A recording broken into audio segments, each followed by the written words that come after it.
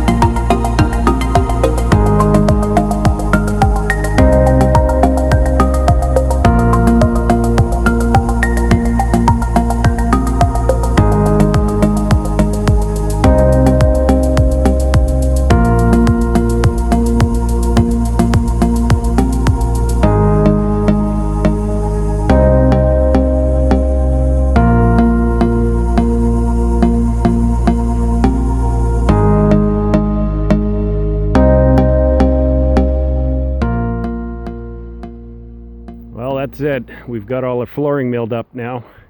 That's one stack of maple back there. Here's the other stack of it. I think I got somewhere around 1,300 square feet, something like that maybe. And yeah, so now we're on to the fir, and we're milling up beams and posts in particular here right now. So yeah, it looks like we've made a little bit of progress here today. And on the house, we've made some progress too. Let's go take a quick look at that. So back at the house here, we got a little bit more done. We got kind of half of the third course up. We actually spent most of the day today getting walls leveled and positioned properly. You'll see these cleats around the perimeter here on the inside.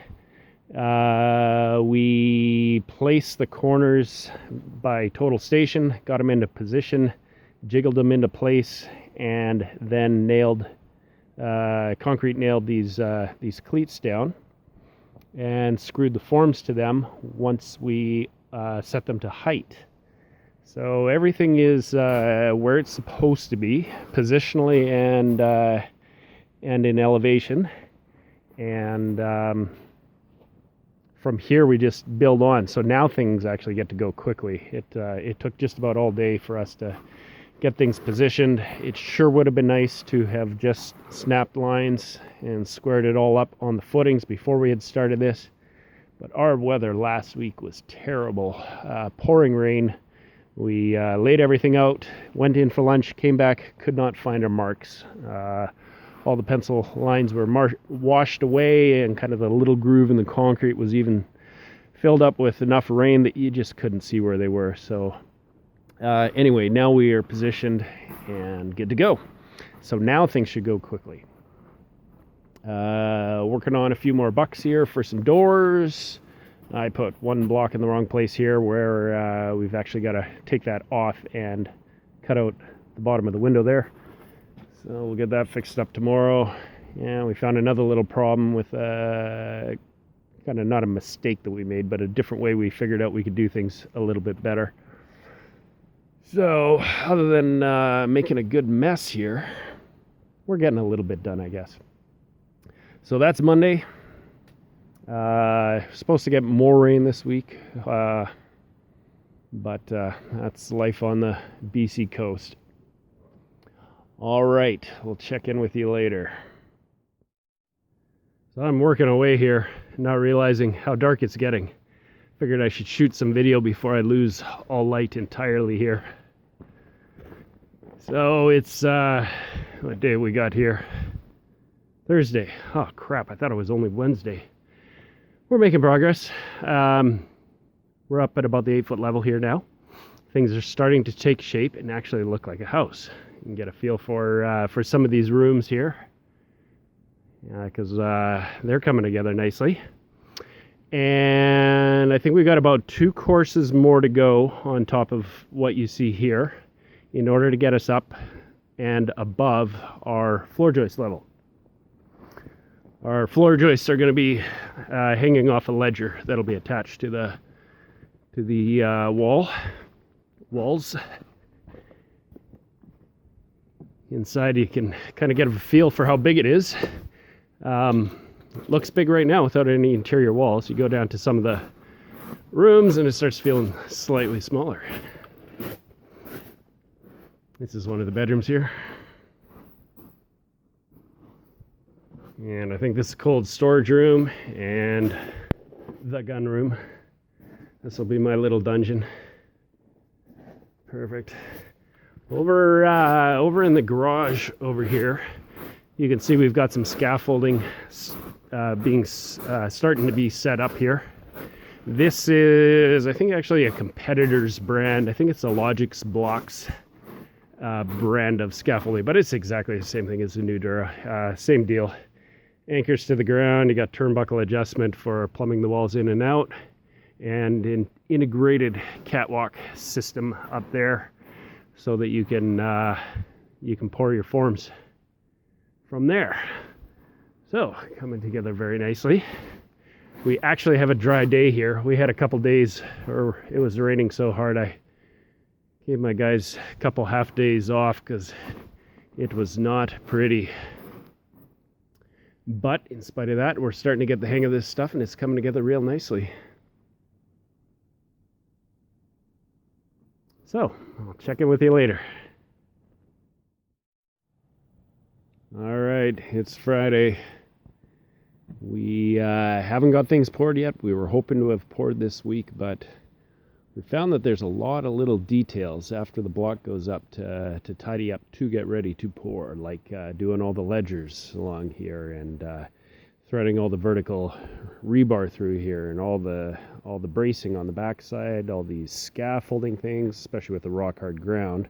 Trying to pound into here has been problematic, but yeah, anyway, a lot of details. So we've got everything all ready to go. There's just a couple little details to finish up on Monday. I think we got a few conduits, an orange thing there. We got to thread that through, drill a hole through the wall and put that in. You have to pre-plan for all your electrical ahead of time. So if we want some outlets on the outside, we got to put the conduit in for that now. I think over towards the garage, if we walk over that direction, we've got a couple columns for the suspended slab. So we've just got to finish up, looks like one of them there, and get some sonotube in there, then we're ready to pour.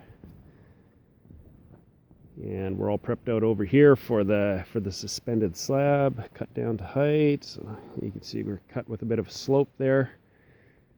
So I think the procedure here is we're going to pour the walls in this part here, and then we will immediately jump on to doing the false work for the suspended slab. Get that formed up, get it poured, and then while that's curing, we'll jump back over here and start on floor joists.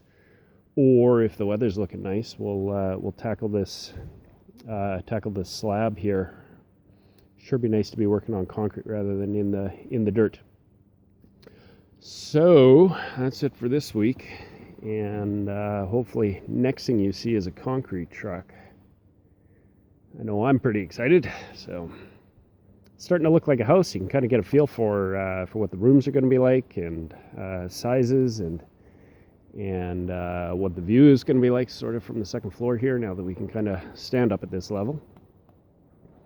So yeah, coming together, and I think it's time to sign off, head for home, find myself something cool and fizzy to sip on. Catch you later.